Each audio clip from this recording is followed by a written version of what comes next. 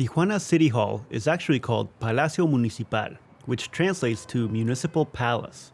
This imposing cement structure is the seat of Tijuana's political power, and that seat belongs to the mayor, Monserrat Caballero. Esta silla no es solo fotografía. She says this seat isn't just for fancy photo ops, it comes with a heavy cost. En una ciudad como Tijuana, Caballero says that in a city like Tijuana, and in a country like Mexico, elected officials understand the risk of holding public office. She should know, Tijuana's mayor and her son are moving into a military base next week. The decision came at the suggestion of the Mexican National Guard after Caballero received multiple death threats. van a matar a mi familia.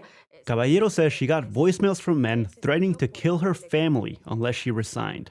The mayor's move renews focus on Tijuana's safety and the status of Mexican democracy. But I think it raises more interesting questions just about the quality of democracy in Mexico, right? And who's going to run then for office. Cecilia Farfan is head of research at the Center for U.S. and Mexican Studies at UC San Diego. Like when you have this type of situation happen, then it becomes a question of like, well, if I was thinking of maybe running to be mayor of Tijuana, if these are the security conditions now, am I really interested, in running for that? This environment also casts doubt on elected officials who aren't being threatened. Are they in cahoots with criminal organizations? Caballero is certainly trying to portray her current situation that way. ¿No le parece extraño que Tijuana's mayor says that her administration has taken 1,700 guns off the streets and arrested more than 60 murder suspects. She claims mayors in other cities aren't being threatened. She says that if she were actually in league with cartels, she wouldn't be in this situation. si yo tuviera nexos con el narcotráfico, no me estarían persiguiendo? Despite the threats against her, Caballero wants the people of Tijuana to believe the city's still safe. She says those who don't go looking for trouble won't find any. Tijuana es una ciudad segura para el ciudadano común. Caballero says that 80% of homicides in Tijuana are tied to drug sales. More than 2,000 people were murdered in Tijuana last year, and just in the first 5 months of this year, 769 people have been murdered.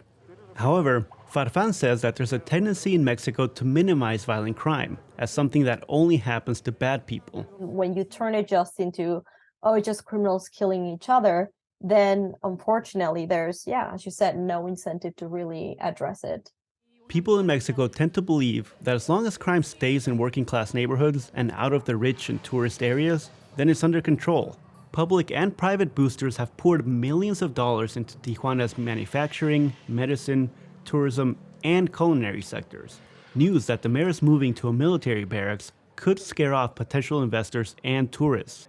Again, here's Farfan from the Center of U.S. and Mexico Studies. I think unfortunately, Tijuana is part of the border narrative that is always casted in this perpetual zone in crisis. It's worth noting that Tijuana is a city of 2 million people. The vast majority of them have no interaction with crime. Caballero is trying to project an image of strength and security. Y la realidad es que yo no tengo miedo. She says she's not afraid. She's still attending public events and walking on the streets of Tijuana. She has no plans to step down. Gustavo Solis, KPBS News.